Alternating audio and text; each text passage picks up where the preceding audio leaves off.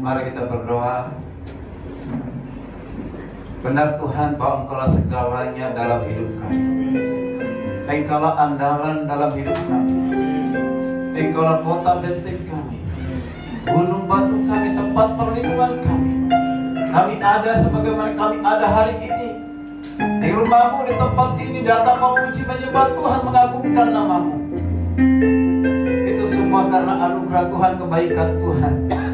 Terima kasih Tuhan, Yesus Allah yang baik. Kami merasakan hadirat Tuhan melalui ibadah ini. Kami bersyukur Tuhan. Tuhan berikan kesempatan kepada kami untuk duduk diam, untuk mendengarkan kebenaran firman-Mu. Karena kami sadar tidak ada kekuatan di dunia ini yang membuat kami semakin kokoh di dalam mengikut Tuhan. Selain pada firman-Mu, kami kuat karena Tuhan, kami kuat karena firman. Terima kasih Tuhan. Kami telah persiapkan telinga kami untuk dengarkan firman-Mu. Dan hati kami yang rela dikoreksi, ditegur, dikuatkan oleh kebenaran firman-Mu, sehingga iman kami semakin bertumbuh dalam pengeringan akan Tuhan. Kuasai ruangan hati kami Tuhan. Biarlah kami mendengarkan firman Tuhan hari ini bukan saja mengerti, tetapi kami siap menerima, mengerjakan, melakukan. Jadi pengalaman mendengarkan firman Tuhan hari ini bukan saja mengerti, tetapi kami siap menerima, mengerjakan, melakukan. Jadi pengalaman dalam hidup kami disaksikan, dilihat oleh orang lain, sehingga dipermuliakan di dalamnya. Terima kasih Tuhan.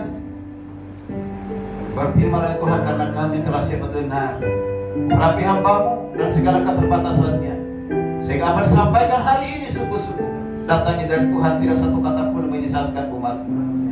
Terpujilah nama Tuhan Yesus, firman yang hidup.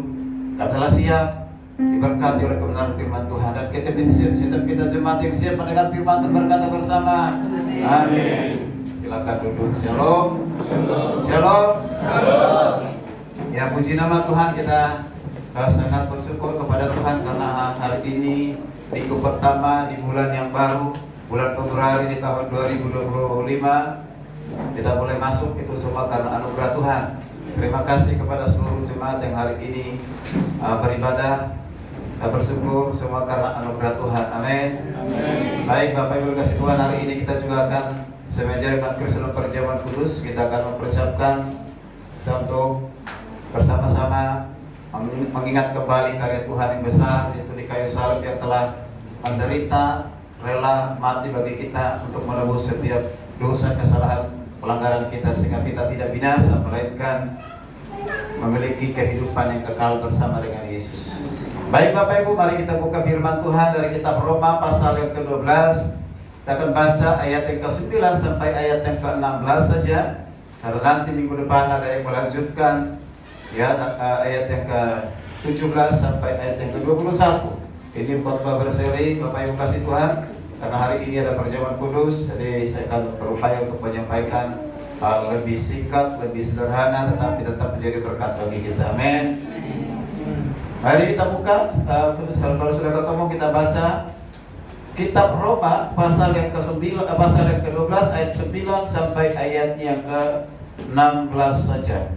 Jika sudah ketemu, mari kita baca, mulai dengan yang kaum ibu atau wanita, dan nanti yang pria selanjutnya, dan sampai nanti di ayat 16 kita secara bersama-sama. 2, 3 ya.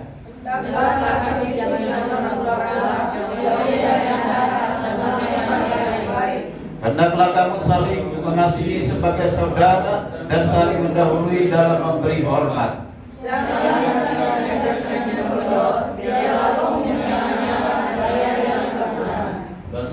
Bersukacitalah dalam pengharapan, sabar dalam kesesakan, dan bertekunlah dalam doa.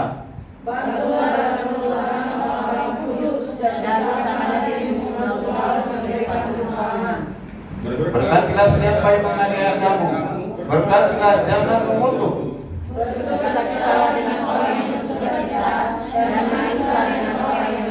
Bersama-sama, hendaklah kamu sehat sepikir dalam hidupmu bersama. Janganlah kamu memikirkan perkara-perkara yang tinggi, tetapi arahkanlah dirimu kepada perkara-perkara yang sederhana. Jangan mengangkat dirimu pandai. Puji Tuhan. Yang berbahagialah kita yang mendengar serta melakukan kebenaran firman Tuhan. Bapak Ibu saudara kasih Tuhan, saya percaya kita telah mempersiapkan hati dan pikiran kita untuk diberkati firman Tuhan. Amin. Dan seorang gembala sidang memperhatikan jemaat pada saat berkhotbah. Ada seorang bapak yang suka duduk di pojok sana, tapi tidak di sini orangnya ya. Ketika berkhotbah diperhatikan, bapak ini kalau setiap khotbah, siapapun pengkhotbahnya, bagaimanapun bagusnya khotbahnya, tetap tertidur. Ya, nyaman sekali tidurnya. Jadi bapak ini karena heran begitu, kenapa?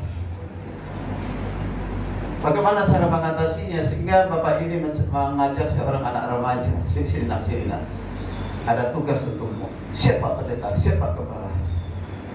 Kamu lihat bapak yang di pojok sana, yang baju kuning, tentu ada yang kuning ya kebetulannya. Ya saya lihat. Nanti kalau Pak Gembala khotbah, ya, tolong kamu duduk di sebelahnya.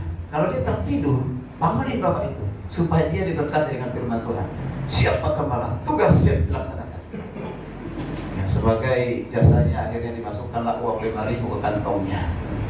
Dengan senang hati akhirnya dia duduk di sebelah bapak itu. Singkat cerita, gembalanya khotbah berapi-api dengan semangat, dengan luar biasa. Lalu dilirik ke belakang, ternyata bapak itu tetap tidur. Wah, curiga nih Pak Gembala. Kenapa? Asal tidur ini anak gak lakukan tugasnya nih, gak tanggung jawab nih. Selesai ibadah dipanggil anak itu. Tadi kenapa? Ibu bapak itu tetap tidur, kamu gak melakukan tugas. Waduh, gak enak Pak Pendeta. Kenapa? Saya gak enak. Sebelum dia tidur, udah kasih tahu kepada saya, nak, jangan bangunin saya ya. Dimasukin ke kantong saya uang 10.000. Bapak hanya kasih 5.000. Nah, bapak itu kasih 10.000. Bagaimana mungkin gak enak Pak? Luar biasa. Artinya apa saudara kasih Tuhan? Jangan sampai hari ini ada yang tertidur untuk mendengarkan firman Tuhan. Amin. Amin. Jadi tidak perlu ada pengawas menjaga di samping. Baik, puji Tuhan. Hari ini firman Tuhan yang diambil dari Roma 12 ayat 9 sampai 16 dengan tema hidup harmonis dengan sesama. Apa? Hidup harmonis dengan sesama. Tadi sudah dipraktikkan bagian dari keharmonisan. Itu keluarga Pak Irman dengan Ibu Sedi di sini luar biasa itu ya. Pengen juga sih seperti itu nyanyi bersama dengan istri gitu ya. Ya, suatu saat ya. Ya, luar biasa.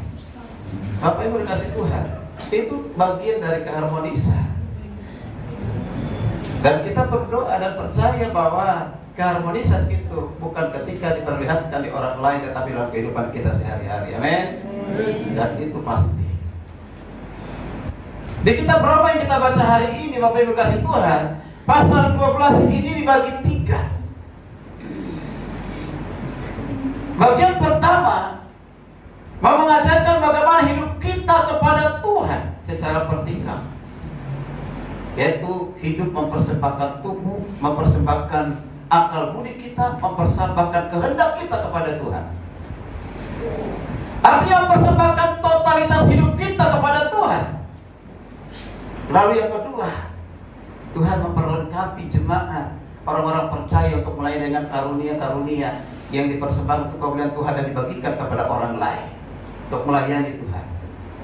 Dan yang bagian yang terakhir hari ini kita lihat bersama-sama nasihat dari Rasul Paulus kepada jemaat di Roma, yaitu jemaat dikatakan ini tentang kasih. Jadi apa yang disampaikan oleh Rasul Paulus sebenarnya itu Paulus mau supaya jemaat yang sudah ditebus oleh Tuhan,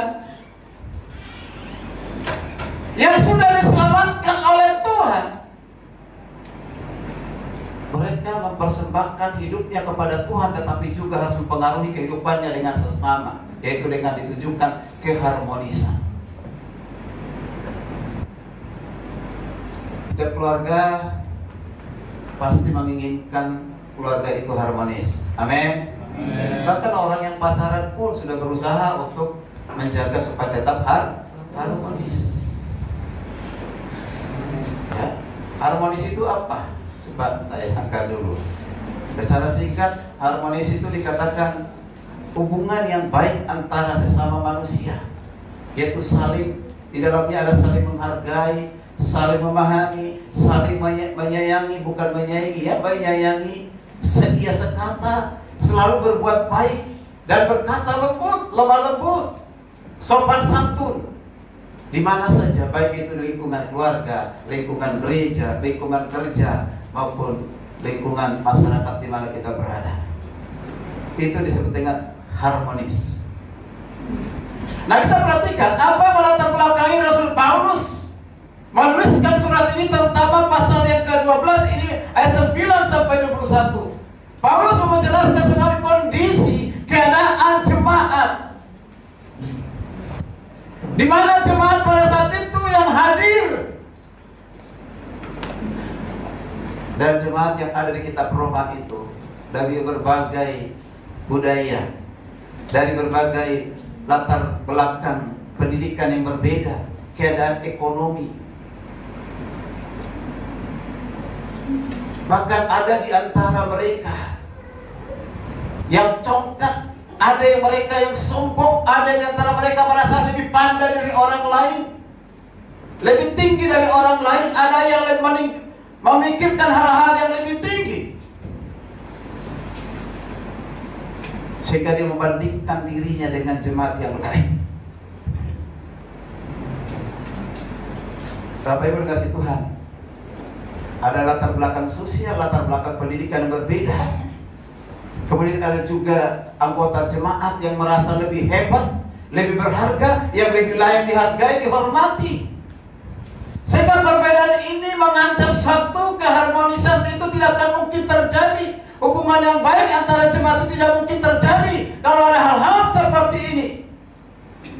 Terjadi ketegangan, persaingan di antara mereka.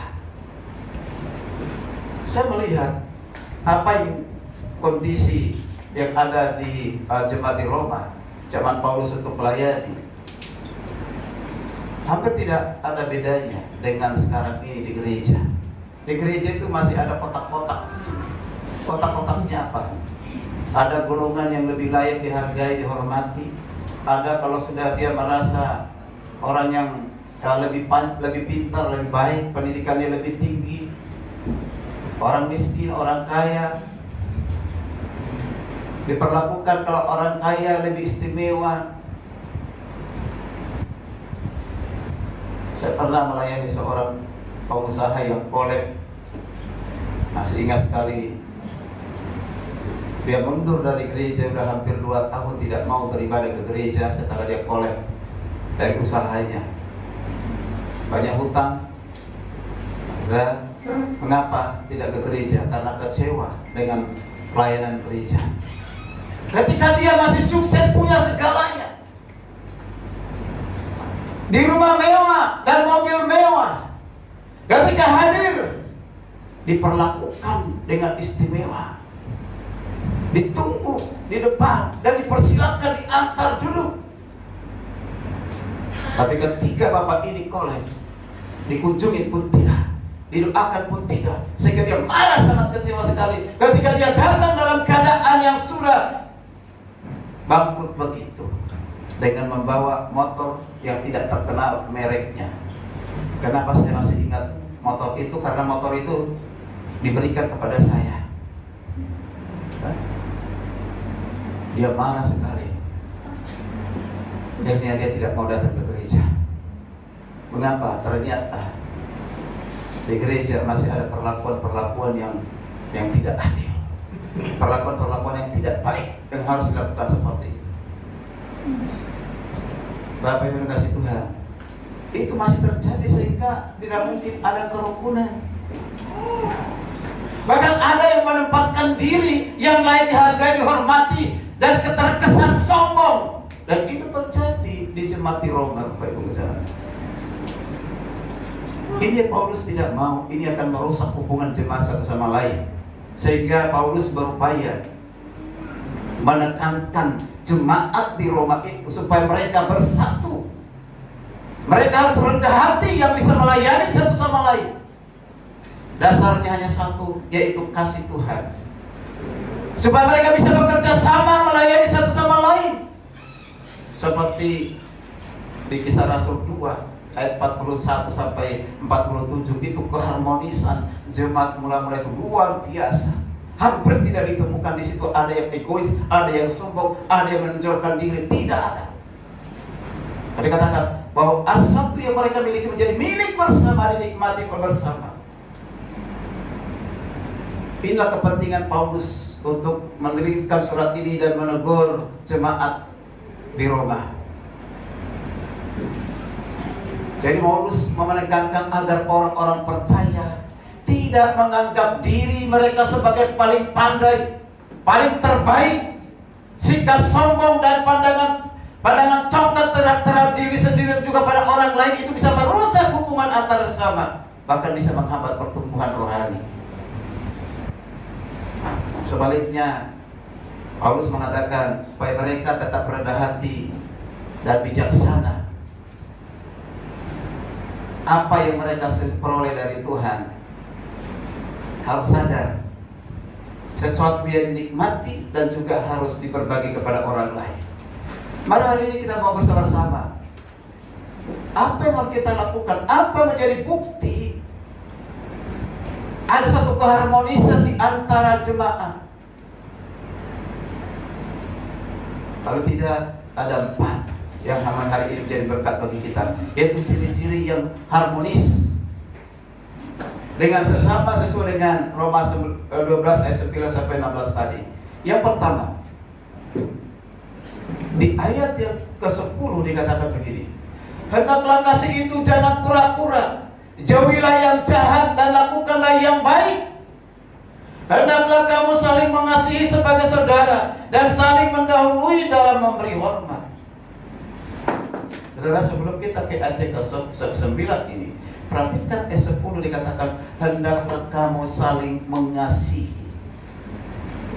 saudara dan saling mendahului. Saudara, saudara siapa ini? Saudara seiman, saudara dalam tubuh Kristus, saudara yang ini memiliki hubungan yang sangat dekat karena satu darah, namanya darah Kristus. Itu harus ada satu kedekatan, satu ikatan.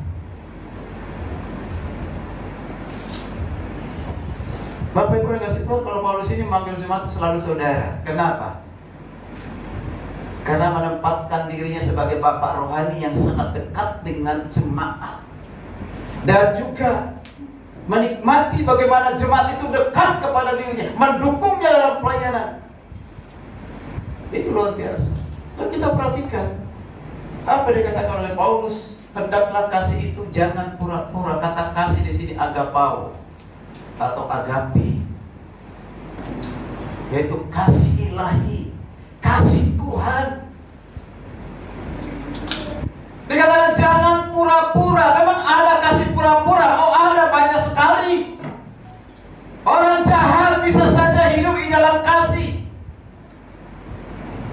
Orang jahat bisa saja tersenyum dan gembira, tapi dalam hatinya lah penipuan dan kejahatan. Itu trik, strategi untuk rencana menghancurkan orang lain. Tidak mungkin langsung menunjukkan suatu kejahatan kepada orang lain. Sekalipun itu rencananya ini baru-baru ini seorang wanita ditemukan di dalam koper. Coba, kok bisa bersama-sama masuk hotel? Kalau sudah perempuan ini sudah tahu kan dia jahat orang ini, dan dikatakan akan kupenggal kamu, akan kubunuh kamu, dan mungkin dia akan hindari Bapak. Pasti di situ dia berlaku baik, berlaku sopan, ramah, gembira, tapi hatinya sampai di hotel akan kupotong kamu. Luar biasa. Itulah disebut dengan kasih kemunafikan. Kalau kata di sini dikatakan jangan pura-pura, kata Yunani digunakan itu sebenarnya topeng. Topeng diumpamakan pemain sandiwara atau pemain sinetron, pemain film Ada yang berlaku jahat, ada yang berlaku baik. Belum tentu dalam kehidupan seperti itu. Bertentangan dalam kehidupannya. Kelihatannya di film sinetron harmonis sekali, luar biasa, membuat kita kagum. Tapi apakah kehidupan sehari-hari seperti itu? Belum tentu. Hari waktu hujan, kita belanja ke pasar dengan istri. Saya buka pintu, tidak pernah lakukan sebelumnya seperti itu, dan saya persilakan masuk, lalu saya tutup sendiri. Lalu dibilang, wah, heran, karena jangan dilakukan. Lalu saya bilang setelah masuk, saya mencontoh si Romeo. Tahu Romeo? Sama Juliet. Ya, cinta Yasmin. Nonton sinetron juga. Baru memang ngasih Tuhan, maksud saya di sini adalah baru ada upaya-upaya yang kita lakukan supaya kasih itu jangan sampai kasih pura-pura, karena ada keinginan, karena ada kemauan. Sebenarnya di hati kita tidak demikian. Itu luar biasa. Mana kita lakukan, dikatakan oleh Paulus, lakukanlah yang hendaklah kasih itu jangan pura-pura, jangan pakai topeng. Orang yang mengasihi dengan kasih yang tulus, tidak pakai topeng, bahkan juga tidak ada niat jahat, bahkan melakukan kejahatan, bahkan dia akan melakukan apapun yang terbaik bagi orang lain. Seperti Tuhan sudah memberikan yang terbaik bagi saudara dan saya. Amin.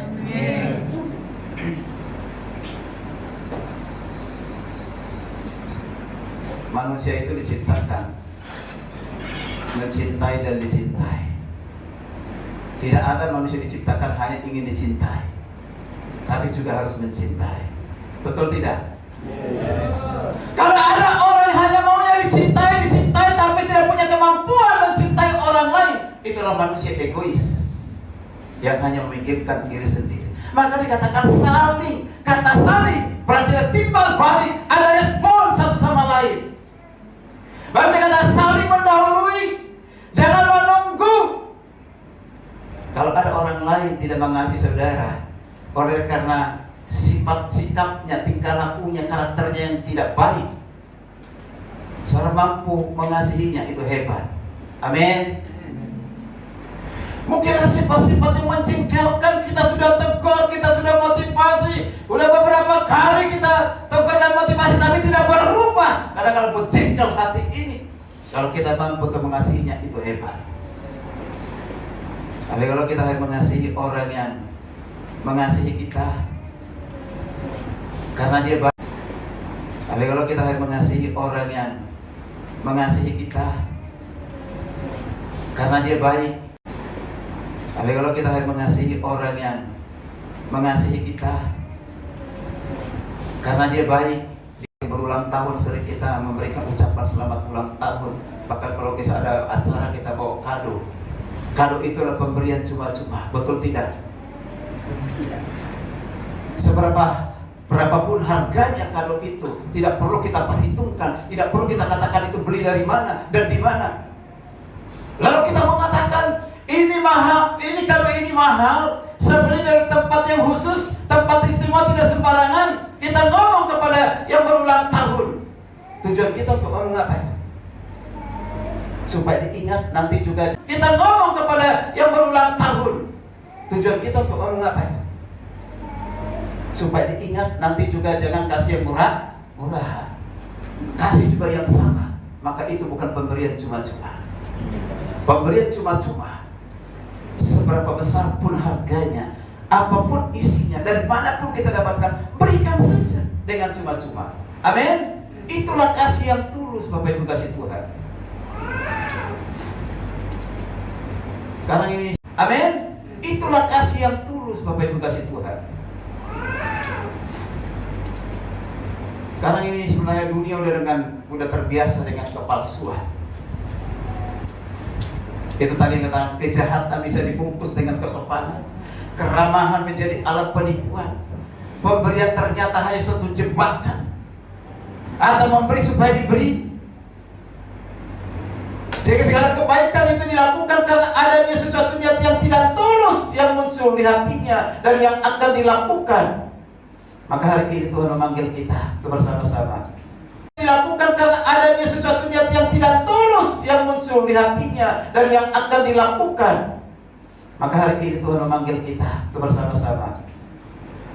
Sebab kita memiliki kasih yang tulus, itulah menunjukkan salah satu keharmonisan. Panggil kita untuk bersama-sama. Sebab kita memiliki kasih yang tulus, itulah menunjukkan salah satu keharmonisan antara sesama. Amin. Suami harus tulus dengan istrinya. Kasih yang tulus, itulah menunjukkan salah satu keharmonisan antara sesama. Amin. Suami harus tulus dengan istrinya. Kasih yang tulus, itulah menunjukkan salah satu keharmonisan antara sesama. Amin. Suami harus tulus dengan istrinya. Ada seorang ibu ketika khotbah di satu pelayanan dan saya hadir di situ. Dia berkata, seringkali hamba Tuhan, pelayan Tuhan menempatkan dirinya. Pelayanan dan saya hadir di situ.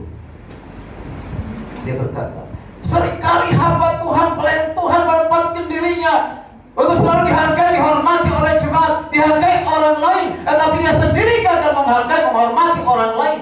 Dan ketika dia tidak dihargai orang lain, tidak dia jemaat, dihargai orang lain, tetapi dia sendiri gagal menghargai, menghormati orang lain. Dan ketika dia tidak dihargai orang lain, tidak dihargai oleh jemaatnya, dia marah dan emosi. Dan hamba Tuhan pada saat itu sangat serentak, luar biasa. Seorang wanita menegur begitu barangkali karena dia mengamati, meneliti, melihat yang demikian. Bapak Ibu kasih Tuhan, maka hari ini kita diingatkan mendahului, menghargai, menghormati orang lain. Amin. Amin. Kalau kita pun tidak dihargai, hormati orang lain, kita tidak buat kita marah, hormati orang lain. Amin. Amin. Kalau kita pun tidak dihargai, hormati orang lain, kita tidak buat kita marah. Dia buat kita emosi, tetap dengan sukacita. Yang kedua, mari kita lihat yang kedua. Tadi kasih itu harus kasih seperti yang diajarkan oleh Tuhan kepada kita. Ada bukti bahwa kita mengasihi.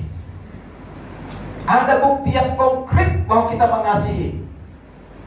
Apa yang dimaksud dengan mengasihi yang tulus itu harus ada buktinya, yaitu ketulusan mengasihi. Apa yang dimaksud dengan mengasihi yang tulus itu harus ada buktinya, yaitu ketulusan. Harus ada buktinya, yaitu ketulusan. Tadi saya sudah jelaskan ini. Harus ada buktinya, yaitu ketulusan. Tadi saya sudah jelaskan ini. Membicarakan tentang tidak sempat. Tadi saya sudah jelaskan ini. Membicarakan tentang tidak sembarangan kasih, itu kasih agapau atau agape. Membicarakan tentang tidak sembarangan kasih, itu kasih agapau atau agape. Lanjut. Ingat, kasih yang ada pada kita, kasih agape itu kapan ada pada kita? Pada saat kita percaya kepada Kristus sesuai dengan Roma 5 ayat 5, dicurahkan Roh Kudus kepada kita itu. Kapan ada pada kita? Pada saat kita percaya kepada Kristus sesuai dengan Roma 5 ayat 5, dicurahkan Roh Kudus kepada kita, sekaligus juga kasih itu ada pada kita. Sehingga tidak ada alasan buat kita untuk tidak mengasihi. Ketika kita percaya kepada Kristus, Roh Kudus dicurahkan ada dalam hati kita. Kita katakan juga sekaligus ada kasih itu dalam kehidupan kita, dan kasih itu yang kita praktikkan setiap hari. Amin Bapak Ibu. Amin. Kasih itu yang kita praktikkan setiap hari. Amin Bapak Ibu. Amin. Yang kedua, di ayat yang ke-11, yang kedua, di ayat yang ke-11, perhatikan, janganlah hendaknya kerajinanmu kendor, biarlah rohmu di ayat yang ke-11, perhatikan, janganlah hendaknya kerajinanmu kendor, biarlah rohmu menyala-nyala dan layanilah Tuhan. Perhatikan dikatakan, janganlah hendaknya kerajinanmu kendor, biarlah rohmu menyala-nyala dan layanilah Tuhan. Melayani Tuhan dengan semangat. Amin. Kalau rajin itu pasti semangat. Tuhan dengan semangat. Amin. Kalau rajin itu pasti semangat. Jadi tidak ada alasan buat kita untuk menolak. Kalau rajin itu pasti semangat. Jadi tidak ada alasan buat kita untuk menolak, tidak melayani. Jadi tidak ada alasan buat kita untuk menolak, tidak melayani. Jangankan seperti itu. Saya masih terlalu muda untuk melayani, biar yang tua. Jangankan seperti itu. Saya masih terlalu muda untuk melayani, biar yang tua. Orang tua bilang, aduh janganlah sudah tua seperti ini, udah anak muda aja untuk melayani. Kalau Tuhan dengar seperti ini, ya, maka Tuhan bilang, udah, kalau kamu tidak mau melayani, maka batu-batu itu nanti akan bisa melayani. Para malaikat untuk melayani. Ya, maka Tuhan bilang, udah, kalau kamu tidak mau melayani, maka batu-batu itu nanti akan bisa melayani. Para malaikat untuk melayani. Ada kesempatan yang Tuhan berikan kepada batu-batu itu nanti akan bisa melayani. Para malaikat untuk melayani. Ada kesempatan yang Tuhan berikan kepada kita untuk melayani. Melayani itu bukan berarti hanya ada di mimbar berkhotbah seperti ini, jadi WL singer. Tapi melayani itu banyak hal yang bisa kita kerjakan, yang bisa kita lakukan. Makanya kalau menjadi penerima tamu, kolektor, berdoa syafaat, jangan kita menganggap remeh bahwa itu pelayan yang kelas rendah. Dan ada apa-apanya. Jadi apa-apanya itu ketika ada di tempat remeh bahwa itu pelayan yang kelas rendah. Dan ada apa-apanya. Jadi apa-apanya itu ketika ada di tempat ini tidak. Bukan jenis pelayanan, tetapi apakah kita lakukan dengan sungguh-sungguh, dengan ketulusan hati. Amin. Amin. Amin. Di sini dikatakan roh menyala-nyala. Roh yang ada dalam diri kita itu membuat kita menyala-nyala untuk pelayanan. Seringkali kita menyala bro. Roh yang ada dalam diri kita itu membuat kita menyala-nyala untuk pelayanan. Seringkali kita menyala bro. Luar biasa. Apa yang menyala? Tentunya hati kita untuk menyala melayani Tuhan. Amin. Luar biasa. Apa yang menyala? Tentunya hati kita untuk menyala melayani Tuhan. Amin. Wow, itu rajin.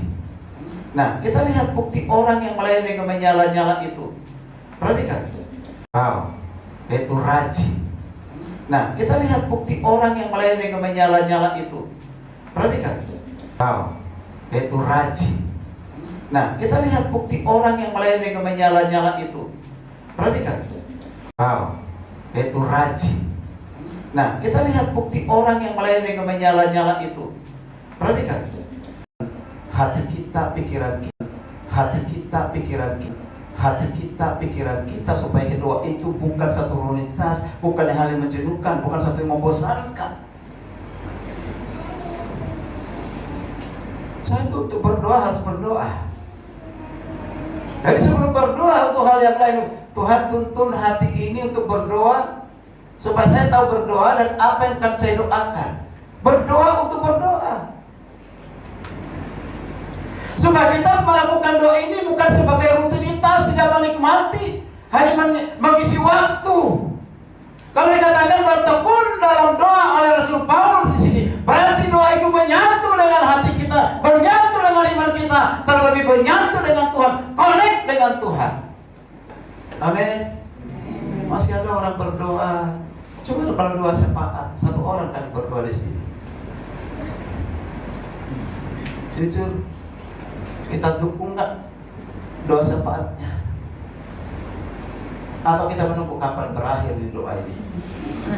Cepat-cepat, kelamaan kau berdoa itu. Bertele-tele kau berdoa itu. Bersungguh-sungguh di dalam hati kita.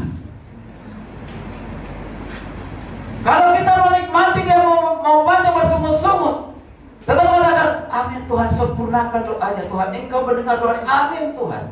Gak usah berkata-kata, tapi di hatimu. Amin. Bapak Ibu kasih Tuhan. Ini semangat dalam melayani akan berdampak hal seperti itu.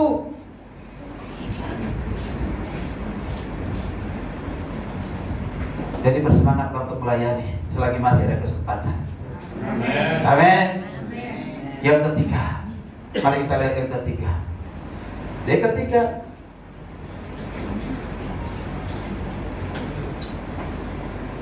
yuk. Ya, di ayat yang ke-12, ayat yang ke-13. Perhatikan ayat yang ke-13 ya sampai ayat yang ke-15. Perhatikan baik-baik. Bapak Ibu kasih Tuhan. Apa yang dikatakan oleh Rasul Paulus? Bantulah dalam kekurangan orang-orang kudus dan usahakanlah dirimu untuk selalu memberikan tumpangan. Berkatilah siapa yang menganiaya kamu. Berkatilah, jangan mengutuk.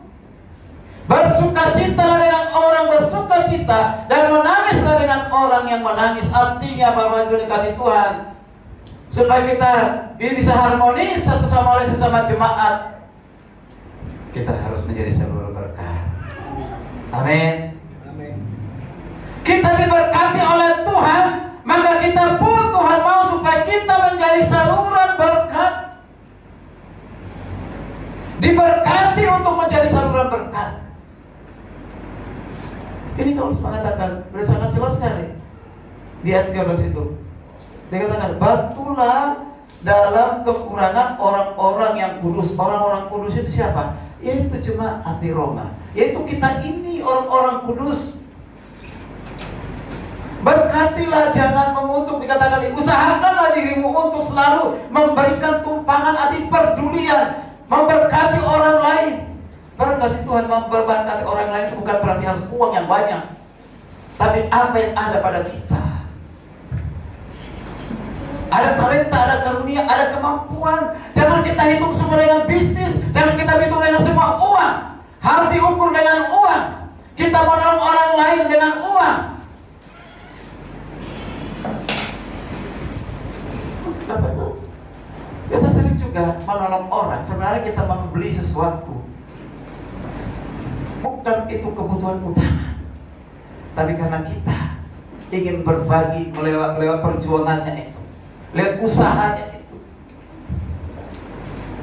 Jadi bukan karena kebutuhan utama, tapi karena kita mau memperdulikan, berbagi kasih.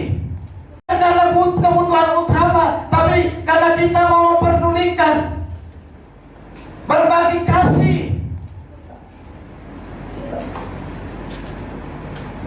Ya. Jadi jangan segala sesuatu ketika kita ingin menolong orang lain, memberi orang lain, ada suatu harapan dan keinginan untuk dikembalikan. Ada sesuatu yang diberikan kepada kita. Jangan. Ada orang sakit, kita tolong dengan ketulusan. Jangan sampai berharap ada sesuatu kita dapatkan dari situ. Seberapa besar pun yang kita kasih, kalau kita lakukan dengan ketulusan, dengan kasih Tuhan tadi, percayalah, lebih dari situ Tuhan berikan. Amin. Amin. Jadi harus menjadi saluran berkat. Kapanpun, dimanapun, di selama jemaat di sini harus menjadi saluran berkat, Bapak Ibu. Lihat 14, berkatilah siapa yang menganiaya kamu. Wow, apa mungkin? Orang sudah menganiaya kita, nggak usah dianiaya lah. Mungkin yang dianiaya bukan secara fisik, yang dianiaya hati kita, perasaan kita, ego kita. Tidak dihargai, dihormati orang lain. Kita difitnah, digosipin, dikata-kata yang sesuai tidak sesuai dengan kehidupan kita. Masih kita mau memberkati orang seperti ini?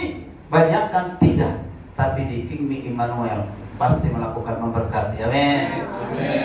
Amin. Amin guys, jadi. Amin. Betul ini. Gak sedikit keras hari ini firman Tuhan, Bapak Ibu kasih Tuhan. Ya.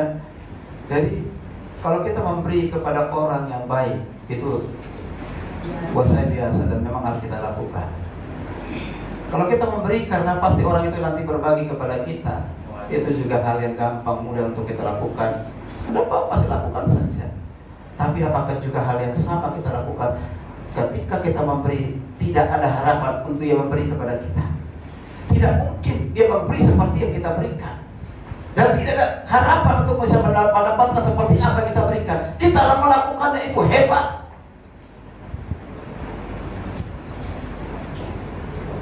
Karena kalau manusia seperti itu. Lalu dikatakan di ayat yang berikutnya, berkatilah, jangan mengutuk. Jangan sampai kita mengutuk. Tuhan tidak berperlukan kita mengutuk. Sejahat apapun orang, jangan pernah mengutuknya, jangan pernah menghakiminya. Ayat 15, bersukacita dengan orang bersukacita. Jangan kita bersukacita dengan penderitaan orang lain. Orang lain kita lihat menderita, oh puji Tuhan, itu karena dosanya, itu karena kesalahannya, itu karena pelanggarannya. Memang dia harus terima itu supaya dia bertobat. Bahkan kita untuk menghakimi, tidak demikian. Kita harus prihatin, dan kita harus tegur, dan kita bawa di dalam doa. Amin. Amin. Bersukacita dengan orang bersukacita, menangislah dengan orang yang menangis. Ini yang disebut dengan empati, bukan simpati. Empati itu adalah kita melihat penderitaan orang lain, kesusahan orang lain, langsung kita terdorong, termotivasi untuk menolongnya, membuat sesuatu bukan dengan kata-kata, tapi dengan perbuatan.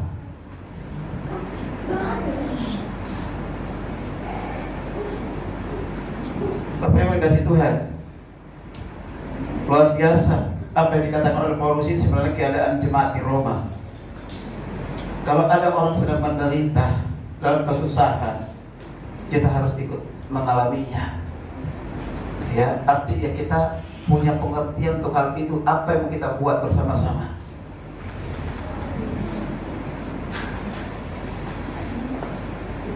Bapak Ibu kasih Tuhan, saya tidak terlalu banyak menyampaikan hal-hal yang bersifat teologis, tapi lebih baik praktika. Yang terakhir kita lihat bersama-sama.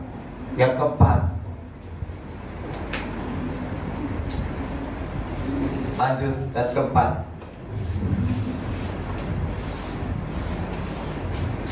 benar ini lebih tepatnya dalam memiliki sikap yang benar. Kalau kita mau harmonis dengan orang lain, yang pertama tadi apa? Mau harmonis dengan sesama yang tadi apa? Mengasihi dengan yang kedua, melayani dengan semangat. Yang ketiga, menjadi selalu berkat. Dan yang terakhir, memiliki sikap penguasaan diri. Ini tadi yang dikatakan oleh Rasul Paulus di ayat 16. Hendaklah kamu sehati sepikir sesuai dengan visi kita di tahun ini. Sehati sepikir itu apa dikatakan? Seia sekata, dengan tujuan yang sama.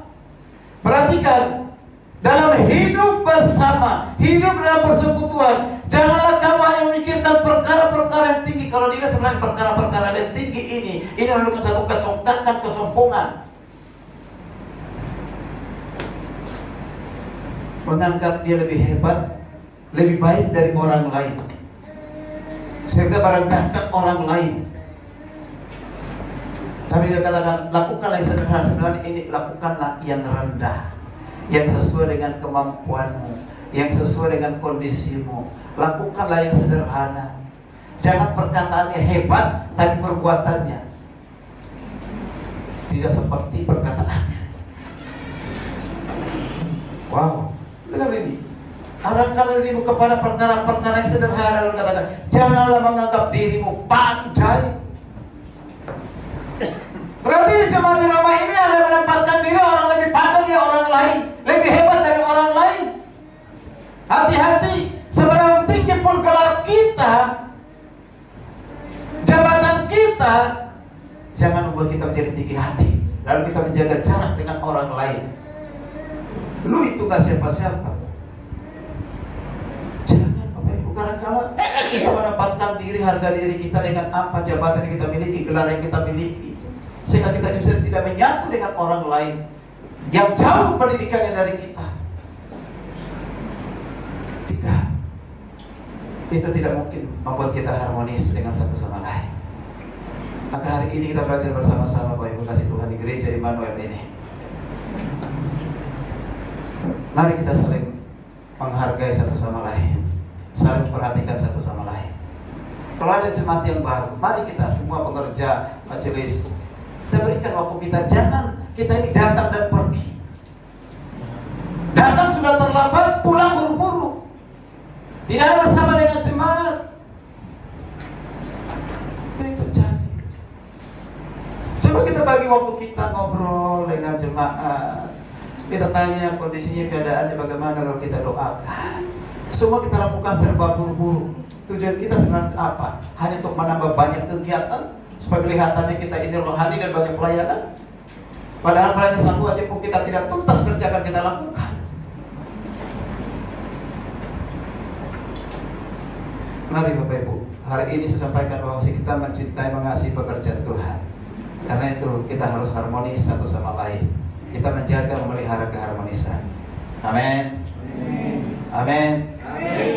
Masuklah kesimpulan menjadi perenungan bagi kita. Hidup harmonis dengan sesama. Kita harus buktikan dengan pertama mengasihi dengan tulus. Bersemangat menyala, rajin melayani Tuhan tanpa pamrih. Menjadi saluran berkat bagi orang lain. Dan hidup berbagi, berkorban. Dan yang terakhir, milikilah sikap yang benar, sikap yang menguasai diri, yaitu dengan hati sepikir, seia sekata, rendah hati, dan tidak menempatkan diri paling baik, paling hebat, paling benar, paling pandai. Tapi tempatkanlah diri bahwa kita ini sama dalam satu tubuh Kristus. Amen. Hanya membedakan tugas dan tanggung jawab kita. Amin. Mari kita bangkit berdiri. Kita akan bersyukur atas firman Tuhan sekaligus masuk ke perjamuan kudus.